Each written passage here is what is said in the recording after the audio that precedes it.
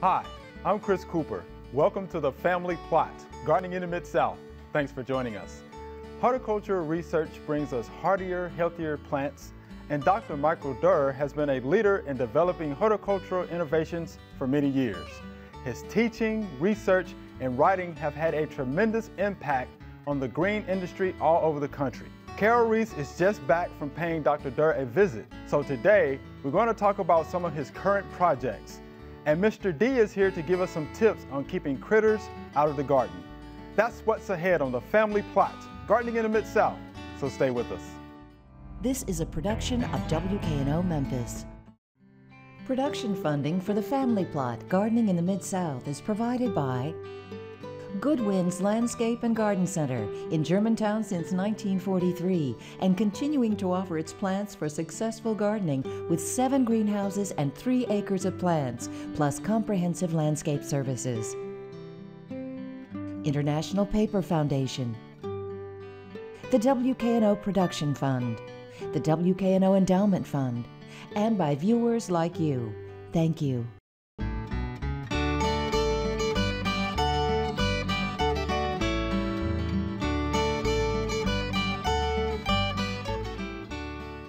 Hi, welcome to the Family Plot. I'm Chris Cooper. Joining me today is Ms. Carol Reese. Carol is the UT Extension Horticulture Specialist for West Tennessee, and Mr. D is here. Thanks for joining me. This is going to be fun. I know, glad to be here All right. again. Yes, okay. Tell us about your trip. You had a chance to visit Dr. Michael Durr. I did, Yes. I did. And he's, you know, rock star status in horticulture circles. And got to stay at his house and look at his landscape Pretty and meet his cool. wife, who's done all the drawings in his books. You know, people in horticulture world know who he is. His book is the most used and admired book in the whole industry and the most used textbook for woody plants in the universities across the nation. So I was really thrilled to go down and see. You know, he's been breeding plants for years at University of Georgia, but now he's retired and doing it independently. His place is called Plant Introductions, and he calls it the PI. The PI. And I went down with some of the hydrangea aficionados here in Memphis, and when we arrived, it was immediate. Get in the car, we're going to the PI, and we drove down, and you know, the setting sun and all the beautiful new hydrangeas. He's the one who really started the revolution in hydrangeas by spotting the reblooming form known as endless summer. So he's been using those genes to create new hydrangeas, and now, you know, if it's not reblooming, it's tossed. If it's not a mop head, because people prefer those over lace caps, if it's not rich, saturated color, and if it's not completely disease-free, dump heap. Wow. So we were like freaking out. The ones he's throwing out was like, no, you know, we're back in the car. Like, you know, no, we got to have that one. Right. So he's well known for some of his new introductions. Twist and Shout is one of his hydrangeas. Like Blushing Bride. So, of course, he's not stopping there. He's not going to stop with one genus, not Mike Durr. So crepe myrtles are another aspect of his research and his breeding. And you may have seen the Dazzle series. He's created these dwarf forms, truly dwarf, using true genetic dwarfs that will just stay like a little roundy moundy, like someone has sheared them, but tight little beautiful crepe myrtles. And we've been real impressed with the Dazzle series at the station. The ones that we've tested, if you want a crepe myrtle that stays small, might keep you from topping them. Yes, because we don't like that, right? That's right. But the new thing he's doing with crepe myrtles is dark foliage, this luscious deep purple foliage, and then the color range within those, because he's already introduced Coral Magic and Plum Magic, and that refers to the flower color.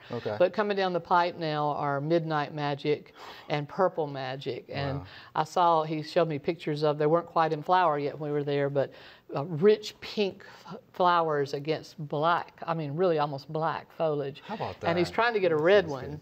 Red with the black. I mean, we're talking about the world's gaudiest crepe myrtles. Right. I loved it. Tell me this, how does he come up with the names? You know, good question. He's very artistic. His wife's an artist. You know, I guess he's got partners that help him. They probably just pal around with all this. But, you know, I'm sure it's something catchy like the Dazzle series, you know, will really grab you. It's pretty neat. Now, you mentioned before his wife actually drew. Bonnie does all the drawings in his book, and I've met her, and she is a force of nature. She is. She doesn't take the back seat at all, and she's very funny and kicks right in and is very opinionated. And now I'm rereading his book after I've met Bonnie, and I realize how much she's in the book. So Another thing they're working on right now, people love the burgundy loropetalums, but they got so darn big. So they've come out with a dwarf form in some years now called Purple Pixie, but it's weak. Hadn't been a good grower. So he's taken that one and going in, he's got a new one out now called Crimson Fire. And it has been introduced, so you've been looking for one that will stay small, because most of those got to be 15 feet tall. And I actually use them as a screening recommendation now instead of a foundation plant. So that's another exciting area. The other is butterfly bushes, and we love our butterfly bushes. Everybody loves those. They bloom all summer, and the critters love them, and he's trying to get a true red. He's close, and again, some of the throwaways ended up in his landscape, and I got up early one morning and was photographing them. They're a deep ruby pink. We're close to red, but not quite there, so that was a lot of fun to see the progress he's making on it. And he's saying, tell me what else we should breed, you know? If you have any ideas? And I'm like, don't you have enough to do? We visited Coach Dooley's yard, they're big buddies. Michael Durr said he looked up one day at his new class of woody plant students and Coach Vince Dooley sitting in the class. So he said, I said, well, how did he keep up? And he said, oh, he was great. He came to every class. And I said, how do you do on the test? He said he wouldn't take them. But his yard is full of hydrangeas. You don't think of football coaches and hydrangeas in the same phrase, but it was absolutely amazing. How about that? That must have been a good experience. I feel so updated. I feel smarter just by osmosis. It was just an amazing experience. Another thing that he's trying to produce right now are the dwarf lilac chase trees, which a lot of us love that old plant. It's a great old heirloom plant, and we know it's bulletproof and tough as nails. It loves heat and drought, but some people don't have the room. So dwarfing those down, and I can't get over how fast he gets results. You think a breeding program's taking decades, but he says some of these plants will flower from seed in like 2, 3, 4 years. So we're just walking through, and he let us have flags so we could mark the ones we thought were the best, and kind of getting to play a role in what has public appeal is a lot of fun too. So all this is done on his property? No, he does have a big yard, and he bought the lot next door for his own collection, but no, Plant Introductions has several acres. Still got some plants on the old university trial gardens. There's still some stuff there. And of course, he's always bringing in new stuff from other places for breeding potential for the genetic material. Well, it sounds like you had a wonderful trip. I had a blast. It was just exciting. For somebody like me, I just feel like, wow. Plant geek. That's exciting. All right, thanks for that. There are a number of gardening events going on in the next couple of weeks. Here are just a few that might interest you.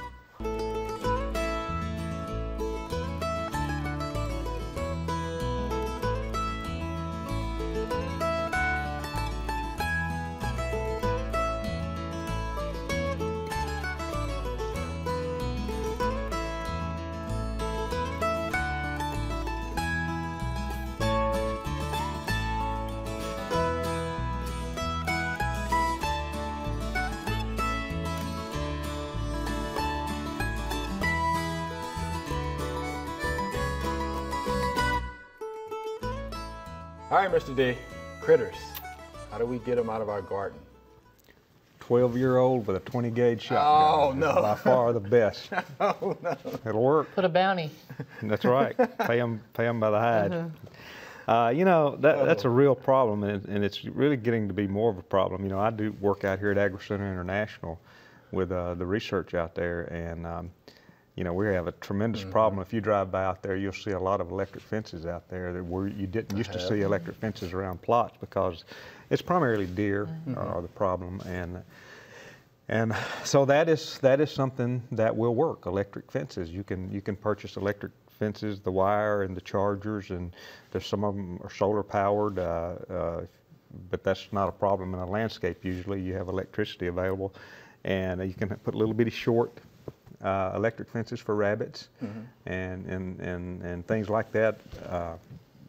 They work pretty well. They're fairly cheap. They're easy to put up, and they are pretty powerful too. You need to make sure that you turn them off before you decide to move them. I'd get shocked. You know, I'd get shocked. Because they will shock the stew out of you.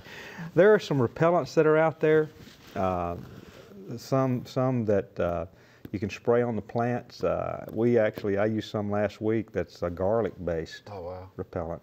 And, you know, I'm wondering, you know, why, you know, I kind of like garlic in my food, you know. how do we know that deer and rabbit don't like a little taste of garlic on their forage also? But it smelled pretty bad. Hinder is a product that I think that is what, ammonium sulfate or something They based. contain ammonium. There's several repellents that you can that are labeled for actually mixing with water and spraying on the plants. Some of them have a pepper base. That makes them taste hot. I mean, I like a little pepper. I like a little pepper, and try some. With wildlife, you're going to have nothing. No, there's no one silver bullet. You're going to have to do several things to take them out. And the things I've mentioned so far, you can owls, the big inflatable owls will help. They'll work for a time for the deer that are out there. I've seen blow up coyotes. They have that at Gibbs Garden in Georgia. They have fake coyotes they set out, and they say it does a good job keeping geese away and deer. And barking dog, have your, have a adopt Jack a Russell, shelter dog. There you are. That would help, but it's gonna take persistence, and you can always plant enough for you and the critters. Plant you some trap crops. Plant you a row for them and a row for you. And then by far the best is the 12-year-old with a 20 gauge. Next would be trapping them. You can use traps, and we have a publication. It's called, I think I've got a copy of one here somewhere. And now those repellents, you have to start using them early, or they get a taste for the plant and they'll eat right through the repellent, and sometimes they have to be reapplied. But I've heard some of them can be very effective. Yeah. Not so much in your experience. I've not had that good luck. Yeah. But we have this publication, Managing Nuisance Animals and Associated Damage Around the Home. I think Chris has these at his office. And it's got real good information about the biology of the critters that you're trying to take care of, and that helps if you understand them a little bit. But again, as we have mentioned before, on the very, very back of that publication is a list of critters and a list of the items that they like in a live trap. Okay. And so, trying to get rid of them is the best thing that you can do. Get rid of them. Repelling is one thing, but removing from the environment is another thing. And if you can figure out a way to get rid of them. Now, I've heard some people use things that move or flash, but they get used to that eventually. Like but you can change twirly it out. things. Yeah. I guess you have to move them around a little bit. I've seen the plastic snakes. Yeah, we use that in our blueberry bushes. And it worked for a while. Yeah. And so just get all of these things and then rotate them, I guess. If you're lucky, you could get a family of owls to live. Yeah, the live I forgot to thing. mention that on chipmunks. Yeah, I didn't think about that really with the good. chipmunk. How about that? But you got to be careful when you let your little Cats Jack out. Russell out. And cats Yeah, out that's because, right. Yeah, I didn't think about that. trade-offs there too. Guess what? We're getting more and more calls about possums. Possums. Yeah. What do we need to do about the possums? What do you think? I think trapping is the best thing to do with a possum. Okay, live trap. What kind of trap? But aren't they often attracted to the pet food that's left outside? That's what I've it always is. heard take in And the pet raccoons, food. I've heard that. cat food, Coons. raccoons. Yes, they and love it. Are really. But I probably see more problems with raccoons than possums and skunks. I've had problems with skunks. They come in, they dig a den under the foundation of your. Which armadillos tool do shed. too. Armadillos are really bad And about armadillos tunneling. smell a lot better than skunks. Yeah, they do. That's true. What do you do when you have a den of skunks? Who would mess with them? You can't move away. I mean. Oh man. Yeah, can you You smell too appease good? them. You keep them appeased so that they don't do anything. Wow. But we're moving the wildlife out of their natural habitat. Right, it's us. Yeah, so they have to go somewhere. don't They are adapting, and they are very rapidly adapting to humans. I've got rabbits in my yard. Yeah. That a few years ago would not have lived close to me. Back when I was younger. You'd and be I was a surprised rabbit how hunter. many rabbits I have around my place, in spite of the fact that I have so many dogs. But the coyotes won't get as close to your house Right. usually, and so They're good predator they can survive. control. Do you have a lot of wildlife out around your area? Oh, I do. I do Okay. have a lot, but the dogs keep them out of my landscape Okay. pretty well, and I do recommend having dogs if you can possibly have a a pet. There's a lot of homeless dogs that need rescuing at the shelter, and you could teach them. That's their job. Yeah. What about at the education center? Do they have problems with wildlife there? We do, and I know a lot of people don't like cats outdoors, but we have 3 cats we consider UT employees. We do. We have, they wear collars that say UT, and we could not grow some things because of the rabbits, but the rabbits have been taken care of by the cats. Yes. How about that? Yeah. Wow, okay. I guess they take care of you have any rat problems, mice problems? No, they take care of all that. And, okay, so they take care of that and too. growing up, we had skunks that lived in our barn, and they didn't bother us, and we didn't bother them, you know, and they eat grubs in the landscape, so in some ways they could be considered beneficial as long as you don't upset them, and if your dogs know to leave them alone. Big issue there. Wow. As long as you don't run up against a skunk that likes to mess with you. I mean, I've seen skunks that would like chase you. They seem to know. Yeah, they're like, watch this. They can smell fear. They can smell fear. In that public world they're in, watch her run now. And it just go away. How about that? Okay, well, this is our Q&A session. Y'all ready for this? All right. All right, here's the first question. Why are my cucumbers not producing? What do you think about that one? It's just usually it's a pollination issue. What I thought. You know, they have separate male and female flowers, and they've got to get together. So it may be a lack of pollinators. If they can't encourage pollinators, if for some reason there are no bees, they may have to actually do their own pollinating. Pretty easy to tell the male flower from the female flower, you know, and then they can look online and get pictures if they want to, and then just take that male flower and touching it to that sticky stigma on that female flower. Yeah, usually the male flower comes first, then the female flower, And it could be just early in the season is why they're not having them yet, because they may not have female flowers yet. Okay, so pollinators, all right. Have you seen many bees lately? Speaking of pollinators? Yes, here and there. It's funny that, you know, I know they're having problems, but we just recently had one of our weird plants flower at the station of Dasylirion, and it was covered with honeybees. And they were like, how do y'all know about this plant? So they found it. Oh, pretty good. Okay, here's our second question. How do I get rid of stink bugs around my pecan trees? They attacked my pecans last year, Mr. D. I know you know about those pecan trees. Yeah, that is a tough one. Again, you know, stink bugs are very, very strong flowers, and if you get rid of all of the stink bugs on your pecan tree, more will fly in. You know, it's a tough. One thing I would do is if I were planting a pecan tree, I would plant an Elliott or something like that that has a real thick shell. And it's not a paper shell. It's harder to shell, but it has an extremely high quality nut, high in oil. It's the little nut that's on all the candies. Oh. You know, it's one of the highest quality pecans out there. But that is a thing I would do if I were planting. Of course, it takes 15, 20 years before you're going to come to production. Yeah. They want an answer now. But there's not many people that can spray the whole pecan tree. No. If you're trying to spray for the stink bug. You know, so that's not really feasible. That's right. Commercial pecan growers that have air blast sprayers that can blow the mixture out the top of the trees don't normally have a problem. I mean, they still treat for stink bugs.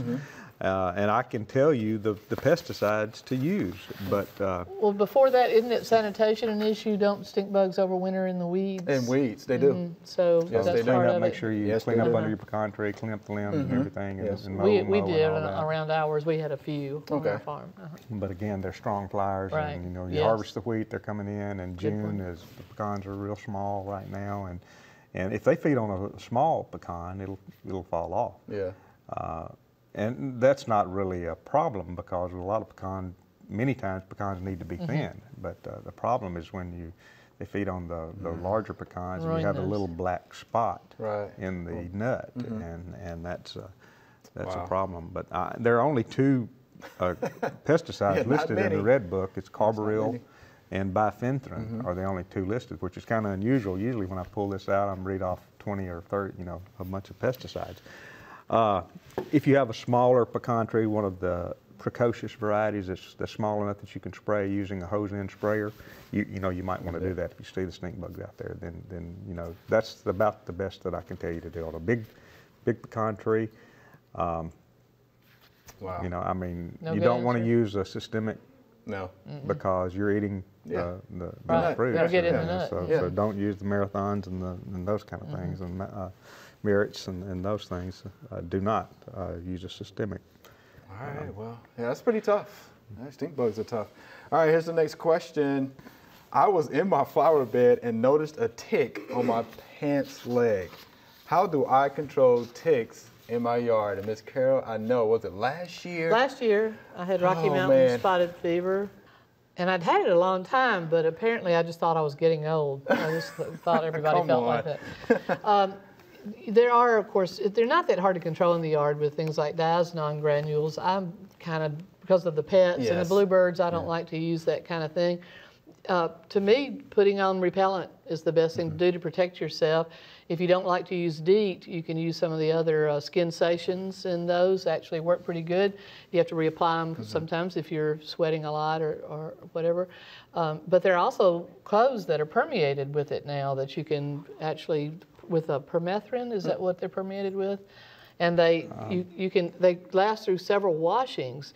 David Merker, our forester, who's also a big hunter, was telling me about this, and he says you can spray, you hang your clothes up and spray it, and then it'll last through several washings, and the ticks will just fall right off. How about that? I'm a turkey hunter also. It's a good feeling to have a tick get on you and you watch it crawl up on your leg and then start moving around in circles and die. Wow. It's a really good feeling when that happens. Well, how do you control ticks from your dogs, though? Well, I use the fipronil products. I put it on their neck. I'm tempted to put it on me sometimes. I sleep with them, so I probably get some of that on me. It's probably not hurting any of us. But yeah, I live with a certain amount of it. Okay. Do you have anything else to add? I'm looking at the Red Book. 7,5-D granular spray, bifenthrin ready to use, beta-cyfluthrin, permethrin, lambda-cyhalothrin ready to use. There's a couple of, I see 3 granular products here. 7, beta-cyfluthrin has a granular, and permethrin also has a granular. Sanitation, if you have weeds and things like that, cut that down, and things like that helps too. They like to get on the tips of things and get on you. They dangle from tall things, and as you walk past, they grab hold. Okay. All right. Here's our next question. What are these black spots on my Rudbeckia? Septoria? Septoria leaf spot is what it is. Yeah. I've seen that a lot in the landscape. Just looks bad aesthetically. Yeah, and it's usually because we've been having wet weather. Once it dries up, it's not really anything you need to go out and spray for. You can. I think your common chlorothalonil products will take care of it. But by the time you see the spot, it's probably too late to do it because it's not going to clear that spot up. The new growth will be cleared up, but the new growth's probably going to be fine because it's getting hotter and drier. Yeah. And I guess another thing, too, they're crowded. Yes. Then get that air circulation to dry those leaves off.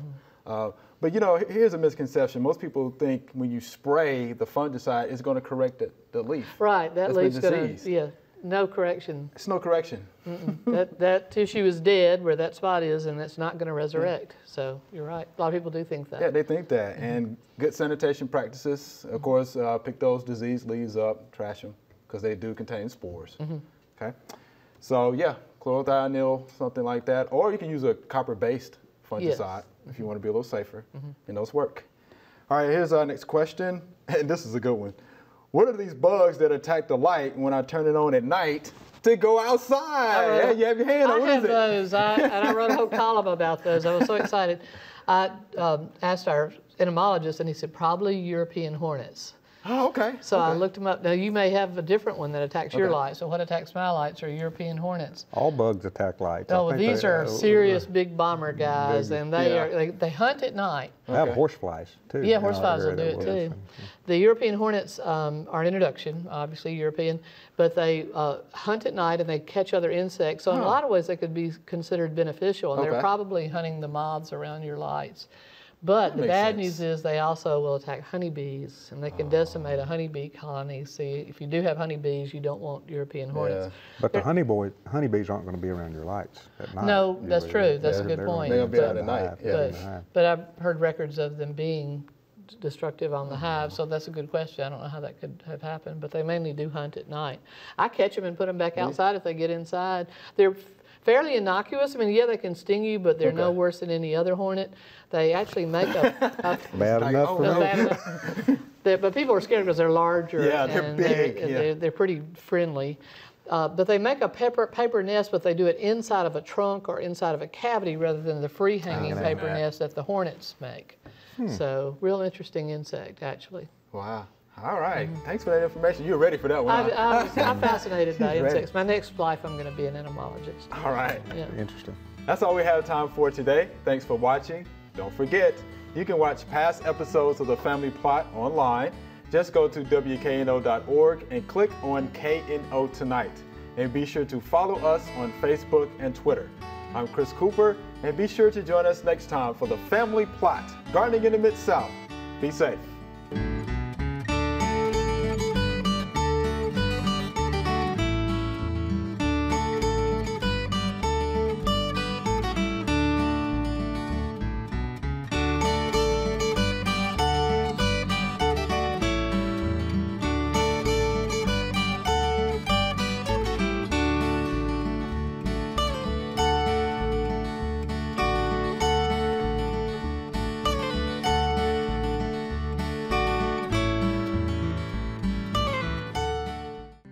Production funding for The Family Plot, Gardening in the Mid-South is provided by Good Winds Landscape and Garden Center in Germantown since 1943 and continuing to offer its plants for successful gardening with 7 greenhouses and 3 acres of plants, plus comprehensive landscape services.